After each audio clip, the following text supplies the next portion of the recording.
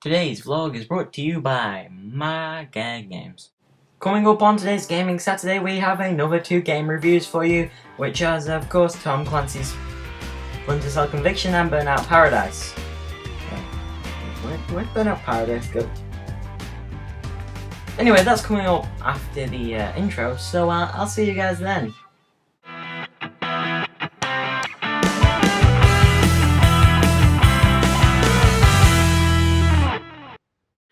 Hi, I'm Connor Jump and welcome to episode number 22 of my daily vlogs. Today's date is Saturday, the 21st of August 2010.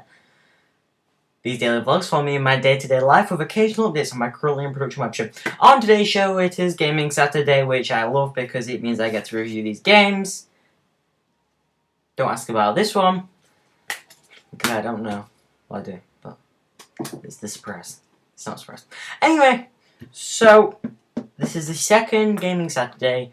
As you may remember, last week we reviewed Batman Arkham Asylum and Alien vs Predator. And just to remind you, even though I said it before, this week we're reviewing Tom Clancy's Splinter Conviction on the Xbox 360 and Burnout Paradise on the PlayStation 3, which is actually in my console right now because I love it that much. Oh! Not into that just yet. So, in fact, let's just get it started, shall we? Let's start with Tom Clancy's Splinter Cell Conviction. Okay, now, when this game was coming out, in fact, you know what, I'm going to explain this game if you don't know anything about it, which you must live in a cave. I'll read what it says on here. Improvise, adapt, overcome. You can just imagine that like Michael Lyons says this. Anyway, you are a fugitive, ruthlessly hunted by the very government you used to serve. Your only choice is to improvise to survive. Experience original gameplay based on improvisation in which your environment is your top weapon. Always on your toes, you need to react on the fly to any changing situation and use the environment and the crowds around you to create diversions and deter your enemies. As a fugitive, quick thinking and adaptation are essential to turn the situation to your advantage. A gameplay experience delivering 100% in journey, including close, and then it stops there because they couldn't fit it all on at the bottom there. So, obviously Splinter Cell is a massive franchise these days. It's one of the most popular things in gaming these days. Everyone's heard of Splinter Cell. But I had never played a Splinter. This is the first Splinter Cell game I've played. I've played the very first one very, very briefly. But this is the first Splinter Cell game I've properly played.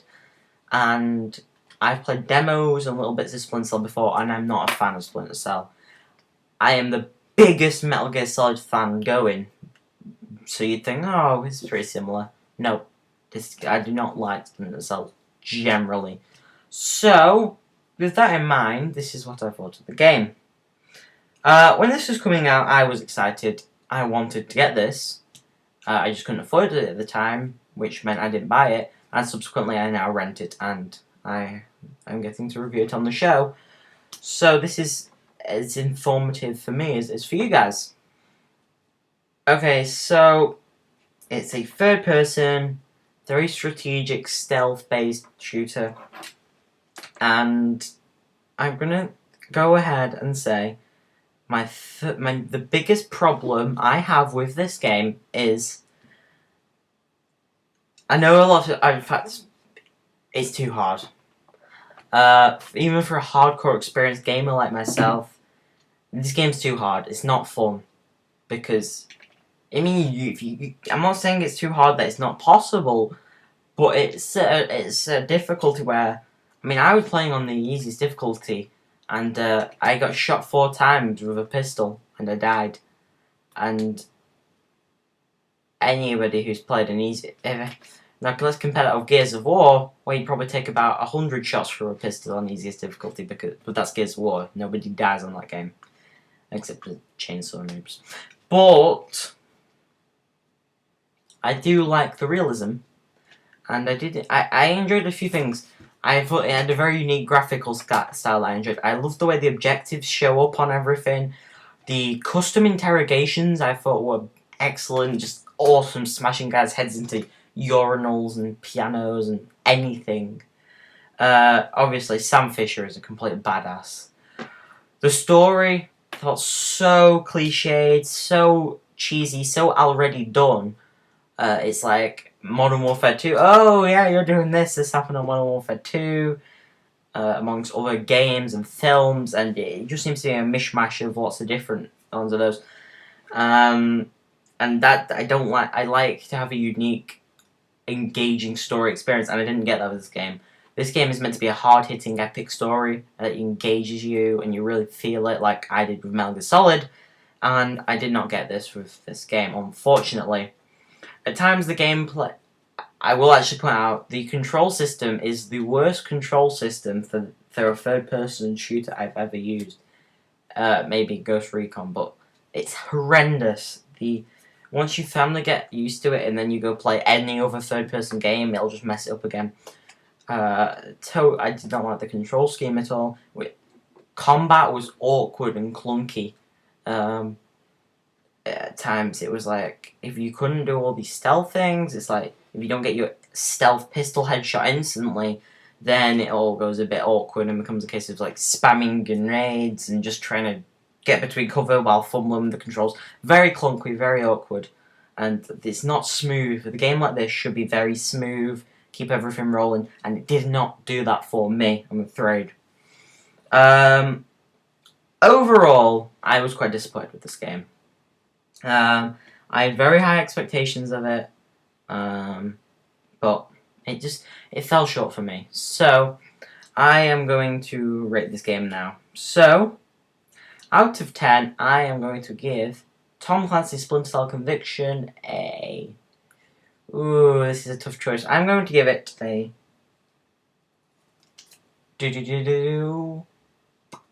6 out of 10. Not even 0.5. 6 out of 10. I was very disappointed with this game, unfortunately, so that was Splinter Cell Conviction. And now let's move on to talk about Burnout Paradise. So, Burnout Paradise on the PlayStation 3. Let me start by saying I'm not a fan of this kind of game. Racing games, I've never been a fan of racing games except for like Mario Kart. I do like arcadey type races, not realistic. I didn't really like Forza, Gran Turismo that much. But yeah, arcadey ones. But this is arcadey, so I don't like racing altogether, but this is okay. This is acceptable for me. Okay, this game. So I'm going to have to just go straight ahead and say this. I can't really beat around the bush with this. I absolutely love this game.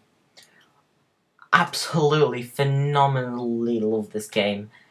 When I first played it, I was so caught. I mean, I've played this game now for 11 hours. That's my play time. My total time played is 11 hours. And that is a lot for one of my rented games. You compare that to Splinter Cell, which I probably played for half of that time max. And I'm still playing this right now. Which is why it's not in there, because it's in the PS3. I absolutely love this. The way they handle the open worldness of it is incredible. It's so integrated. It's so smooth transition between you freeburning around and then, oh, you're in a race and you're doing this time trial. It's just so well done. The graphics look absolutely breathtaking on my PlayStation 3. The gameplay is so addictive. There's in Paradise City, there is so much to do in this game. I mean, I probably spent an hour driving around just smashing through billboards and the yellow gate things, and that's just... You can play this game however you want. If you want to just do races, you can just do races. You want to do lots of stunts and jumps, do that. And I've not really tried the multiplayer that much, but the whole Freeburn Online thing sounds awesome. I did play that once, I did enjoy it. And if I had some friends with it, I'm sure that'd be absolutely great time. Like I said, the graphics, phenomenal. Controls, simple, brilliant. That's what these racing games need to be like. Arcadey, it's not too difficult to drive like some of these games these days. Drifting, this is probably the only game except Mario Kart I can drift on properly. Incredible. Just really well done on that. So you can just straight in there, do awesome drift while boosting. I've got some awesome cars. It doesn't have licensed cars, but that doesn't bother me because I'm not a big motorhead anyway. I'm not like, oh, I love the Lamborghini Whatchamagago and the Ferrari Sblego or something like that, because I just don't really care. I think if it looks nice and it drives fast, it's good for me. Which is ironic because I come from a family of mechanics. Loved it. Absolutely love this game. I'm currently on my Class A license, upgrading 28 more wins. Which I am loving this game. I am just been so addicted to it. The whole world has been so well designed. You could be entertained. I could probably see myself playing that game for upwards of 50, 60 hours easy. There's just so much to do. And then there's the DLC, which obviously I'm renting it at the moment, so I'm not going to buy it. I actually forgot this in the Splinter Cell review, but I will do it right now. For Splinter Cell Conviction, by the way, I forgot to do this, I'm so sorry. Splinter Cell Conviction, quickly. For me, if you're a fan, rent it. I would not recommend anyone to buy this, even die-hard fans. It's just such a disappointment. But I wouldn't even recommend it's worth a rent if you're not a fan of this kind of game. If you don't like third-person shooters where you've got to hide a lot of the time, don't rent it or buy it. Unless you have a friend who has it, then maybe it's acceptable because the co-op. I played it a little bit. It's pretty fun, so that might be good. Okay, anyway, yeah, back to Burnout. As I was talking about this, I love this game. Like I said, I don't know what more I can praise about it. If I have one criticism for this game, it is that I can't find a fault in this game. This is the almost perfection of a racing game. Almost. One thing I will say, I think the only minor little downside, the racing gets a bit repetitive at times, a bit, but you can mix it up by doing different events. But it doesn't feel like that though. It doesn't feel like, oh, I'm just driving again, because it's so awesome to drive. But if you're one of those people who will get fed up of just driving, then it's probably not the game for you. But I would have thought the same before I played this game. So what do I recommend? Rent, 100%, definitely. Everybody should play this game at least once in their lifetime. You must play this game before you die. I don't care if you hate racing games like I did. Play it, please. Do yourself a favour, rent this game. And as far as buying it goes, yes, I recommend that you buy this game. And I think this is the first one that I really recommended that you buy instead of rent. I don't know if I did it with Batman, but this game, definitely, I am going to buy this game because I know it will keep me entertained for hours after I send it. So I rented it, and I've decided this might be the first one that I'm actually going to buy after renting. So there you go. Buy it if you can. If not, at least, the very least is rent it. But I recommend you buy it because you can get the ultimate box now of all the DLC in, which will be awesome. And for score, I give this game a whopping 9.5 out of 10. Not as high as Batman, but Batman, for me, I grew up watching Batman and stuff, and so it is nostalgic to me. But this game, this is the best racing game I've ever played. So 9.5 out of 10 for Burnout Paradise. And now to me, who will sign off the vlog. And so now, first, as you can see on our video game leaderboards, that has thrown a spanner in as Batman Arkham Asylum still on top with maximum score of 10.0.